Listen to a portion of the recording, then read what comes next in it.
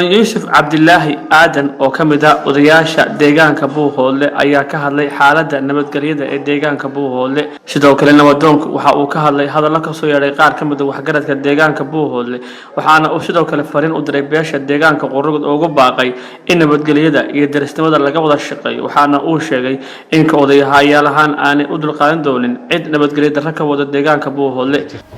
halkan waxaanu kaga hadlaynaa anigoo ah Yuusuf Cabdillaahi Aadan Yuusuf odayaasha Buuhoole waxaan doonayaa inaanu ka hadlo nabadgelyada maalmaha dambe laga hadlayay wadooyinka Qorrugud iyo Buuhoole iyo deegaanadan arladaasi waa nabadgelyo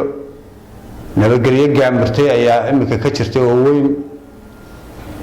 وانا تي لغا شقيي waxa la yiraahdo waxa rag u kaco rabbina aqbala waa ruboobaan hawshaasi way hirgashay dadku waa daris habeen dhaweydin caaqila oo waxa ka hadlay Jimcaale Cabdi Jaamac Halcaba ka hadlay arrimaha deegaanka ka hadlay oo nabadgelyo darrada wax kaga hadlay Jimcaale horta waxaan u sheegayaa Jimcaale oo ragii nabadda wax ka soo xidhay maalintii meesha marayay baad ahayd Qorrugud dadkuna waxa isku leeyahay waxana waa la kala guranayaa dhan walba waxba jira waana la kala guranayaa laakiin nabaddu gurgurtan ma leh wax gurgurtan nabaddu ma leh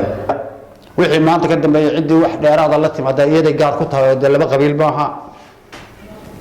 wixii dadku isku leeyahay si wanaagsan baa loo kala guranayaa oo socoto xaggana waa laga wadaa waa laga gura xaggana waa laga wadaa waa la kala guranayaa laakiin cid ku hanjabi karta ma jirto in wada la xiray iyo in halka la maray iyo in wax la waxay cidna kuma hajabi karto runtii Yusuf sida uu ka sheegay caaqil Jimcaale warbaahinta waxa uu yiri ilaa 3 qof baa beesha Qorrugud degtanaga maqan oo dhiigoodii aan ka weynay wada hadal badan waa sameynay cuqaal waxgarad beesha waa la hadalnay waxa uu sheegay beeshiisa iyo deegaanka in ilaa dadka hadda dhiigood aan lahaynin marka haduu maxaa ku jaban haduu dhiigiisi maadaama cuqaaliyaha dadkiisa wuxuu raadiyay oo wax waan soo waayay maxaa ku jaban way jirtaa saddexda nin uu sheegay way maqan yihiin xagga iyagana waxba ka maqan waa laga wada hadlay aaskii baa la kala qaatay labada dhinacba dibadhacun baa ku jiray hawsha in la guro oo magti la bixiyo waa hawl socoto weeye oo lagu dhex jiro isaga laftiisuna aaskii uu qaatay oo aaskii soo qaatay wuxuu sugayaa waa magti aaskii iyo wixii furkii uu qaatay magti buu sugayaa waana lagu dhex jiraa labada dhinac buura tagay raggii hawsha wax ka soo gunaanaday ee 2 jeer ama 3 jeer tagay buu ahaa hadii magti waa la diiday way habsantay waa kala laba dariiq war xaggana magti waa laga oo ka socota xaggana waa ka socota hal sugo magtu waa soo dhamaanaysaa labada dhinac labada beelood wanaag iyo inay wax kala gurtaan bay hawlihii ugu maqan yihiin labadooduba waxba laga sugayaa qolo walba cabashadu waa ku jirtaa hadda hal isu dul qaatan leeyahay oo ka oday ahaan magtara oo in qolo walba sideeda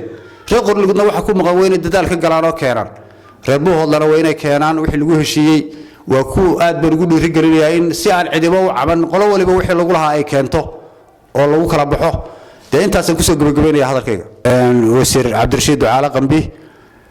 hawl fara badan oo deegaanka ka qabtay baa jirta oo wanaagsan waxa kamid ah salow dhigista oo ku guuleystay nabadda deegaanka wadada Qorrugud iyo Buuhoole iyo deegaanada iyo darisaynta anaga wasiir ka horeeyay dan awsha ku guuleystay ma jiro wala raadin jiray laakiin isaga ma salka u dhigo Ilaahay ku guuleeyay isagana waxa leeyahay Ilaahay kursiga ha u daayo caafimaad nahasiyo wanaagsan iyo oo u duceynayna وعلى عثمان فعل دكتور وركا يراجع SBC Buuhoole